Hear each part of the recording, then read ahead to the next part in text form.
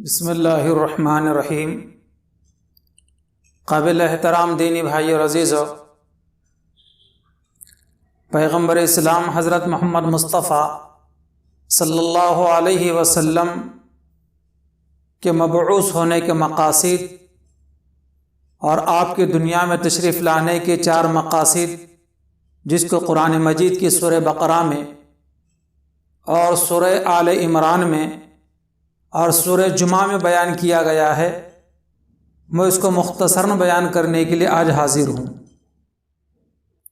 اللہ تعالیٰ فرماتے ہیں: ربنا وابعث فیہم رسولا منہم یتلو علیہم آیاتک ویعلمہم الکتاب والحکمہ ویزکیہم انک انت العزیز الحکیم۔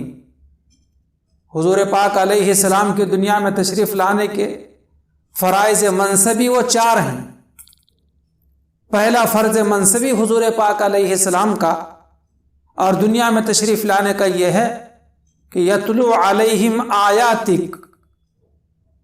حضور کے دنیا میں تشریف لانے کا پہلا مقصد یہ ہے کہ حضور قرآن کریم کی آیتیں تلاوت کر کے بتلائیں، تلاوت کر کے سنائیں۔ چنانچہ حضور صلی اللہ علیہ وسلم اس طریقے سے تلاوت فرمایا کرتے تھے قرآن مجید کی جیسے حضرت جبرائیل علیہ السلام کو آپ نے تلاوت کرتے دیکھا تھا۔ اسی وجہ سے امت کو بھی اس بات کا حکم ہے کہ جیسے حضور قرآن مجید کی تلاوت کیا کرتے تھے اس طریقے سے تلاوت کریں۔ اور حضور کیسے تلاوت کیا کرتے تھے؟ حضور کے تلاوت کرنے کے طریقے کو ایک علم قرار دیا گیا ہے، اس علم کا نام علم تجوید ہے کہ حضور علیہ السلام تجوید کے ساتھ قرآن مجید تلاوت کیا کرتے تھے کہ عربی کے 29 حروف ہیں، 29 حرفوں کے 17 مخارج ہیں اور 17 مخارج کے نکلنے کی جگہ 5 ہیں۔ تو کون سا حرف کیسے ادا ہوتا ہے، کون سا حرف کس جگہ سے نکلتا ہے اور اس کے کیا صفات ہیں، اس طریقے سے پڑھنے کو علم تجوید کہا جاتا ہے۔ قرآن مجید کی صرف آیتوں اور حروف کی تلاوت بھی ایک مقصد ہے کہ آپ لوگوں کو تلاوت کر کے بتلائیں۔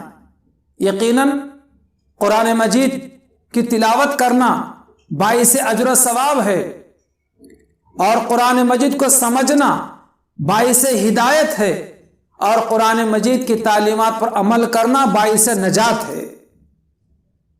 اس لیے تینوں چیزیں ہمارے لیے ہم ضروری سمجھیں، تلاوت آیات بھی اور آیتوں کو سمجھنا بھی، اور اسی طرح قرآن مجید کے ہدایات کے مطابق عمل بھی۔ یہ تینوں چیزیں ہر مسلمان کے لیے ضروری ہیں۔ بہت سارے لوگ جو یہ کہہ دیا کرتے ہیں کہ بلا سمجھے حروف کی صرف تلاوت بے مقصد ہے، تو ان کو سمجھنا چاہیے کہ یتلو علیہم آیاتک کہا گیا ہے کہ آپ لوگوں کو آیتیں تلاوت کر کے بتلائیں۔ اس سے معلوم ہوا کہ قرآن مجید کی آیتوں کی تلاوت بھی مقصد ہے۔ یہ پہلا مقصد حضور پاک علیہ السلام کی دنیا میں تشریف لانے کا کہ آپ لوگوں کو آیتیں تلاوت کر کے بتلائیں۔ اور دوسرا مقصد آپ علیہ السلام کی دنیا میں آنے کا وَيُعَلِّمُهُمُ الْكِتَابَ، کتاب کے لوگوں کو تعلیم دیں، کتاب پڑھائیں، کتاب کے معنی اور مفہوم بتائیں، اس کے تشریح بتائیں کہ کس آیت کے کیا معنی ہیں، کس آیت کی کیا تشریح ہے اور کس آیت سے کیا احکامات نکلتے ہیں۔ یہ دوسرا مقصد ہے نبی کریم صلی اللہ علیہ وسلم کی دنیا میں آنے کا، وَيُعَلِّمُهُمُ الْكِتَابَ، کہ لوگوں کو کتاب سکھلائیں، بتلائیں، احکامات بتلائیں، اس کے معنی مفہوم سمجھائیں لوگوں کو۔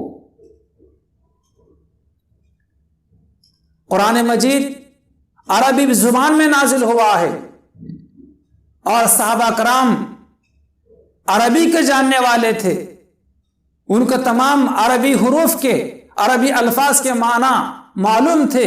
اس کے باوجود نبی کریم صلی اللہ علیہ وسلم کو حضرات صحابہ کو قرآن پڑھانے کی ضرورت پیش آتی تھی۔ اس سے معلوم ہے کہ صرف ترجمہ پڑھ لینا یا معلومات کر لینا کافی نہیں ہے، بلکہ اس آیت کے حقیقی معنی کیا ہیں، اس کی مراد کیا ہے، اور اس آیت سے کیا احکامات نکلتے ہیں، یہ ساری چیزیں سمجھانا اور سمجھنا بھی ضروری ہے۔ یہ ہے وَيُعَلِّمُهُمُ الْكِتَابَ۔ اور تیسرا مقصد نبی کریم صلی اللہ علیہ وسلم کی دنیا میں آنے کا والحکمہ، یعنی لوگوں کو حکمت و دانائی کی باتیں بتلانا، اور حکمت کا دوسرا ترجمہ سنت سے بھی کیا ہے کہ نبی کریم صلی اللہ علیہ وسلم کی پاکیزہ زندگی اور آپ کے طریقے اور آپ کے فرمودات یہ بھی لوگوں کے لیے ضروری ہیں، اس سے بے نیاز نہیں رہا جا سکتا، اور پیغمبر اسلام صلی اللہ علیہ وسلم کی سنتوں سے بے نیاز ہو کر کوئی کامیاب نہیں ہو سکتا، اور کوئی سچا پکا مسلمان نہیں کہلایا جا سکتا۔ تیسرا مقصد نبی کریم صلی اللہ علیہ وسلم کی دنیا میں آنے کا یہ ہے کہ والحکمہ، کہ لوگوں کو شریعت و سنت کی حکمت و دانائی کی باتیں بتلائی جائیں۔ اور چوتھا مقصد نبی کریم صلی اللہ علیہ وسلم کی دنیا میں آنے کا وَيُزَكِّيهِمْ، لوگوں کی دلوں کا تزکیہ کرنا۔ ایک تو تزکیہ ظاہری ہوتا ہے اور دوسرا تزکیہ باطنی ہوتا ہے، یعنی ظاہری گندگی سے انسان کو پاک کرنا، ظاہری نجاستوں سے۔ ظاہری نجاست تو ہم سب سمجھتے ہیں، اور ایک ہے باطنی نجاست، باطنی گندگی، جیسے کفر ہے، شرک ہے، اور اسی طرح تکبر ہے، حب جاہ ہے، حب مال ہے، حسد ہے، بغض ہے۔ یہ ساری چیزیں جو ہیں اندرونی باطنی نجاستیں کہلاتی ہیں۔ نبی کریم صلی اللہ علیہ وسلم لوگوں کو ان تمام ظاہری و باطنی نجاستوں سے پاک کرتے ہیں، اور یہ چاروں کے چاروں مقاصد حضرات صحابہ رضی اللہ عنہم اجمعین کے زمانے کے اندر مکمل طور پر اس پر عامل تھے۔ ضرورت اس بات کی ہے کہ آج ہم بھی ان چاروں حضور پاک علیہ السلام کی دنیا میں آنے کے مقاصد کو سمجھیں اور اس کے مطابق زندگی گزارنے کی کوشش کریں۔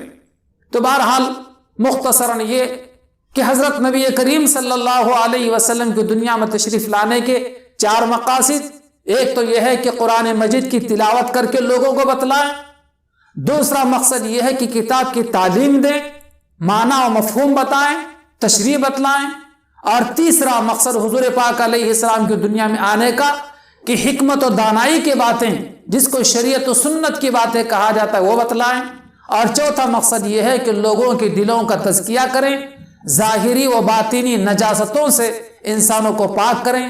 اللہ تعالیٰ ان چاروں چیزوں کو ہمیں سمجھ کر اس کے مطابق زندگی گزارنے کی توفیق عطا فرمائے۔ آمین ثم آمین، وآخر دعوانا ان الحمد للہ رب العالمین۔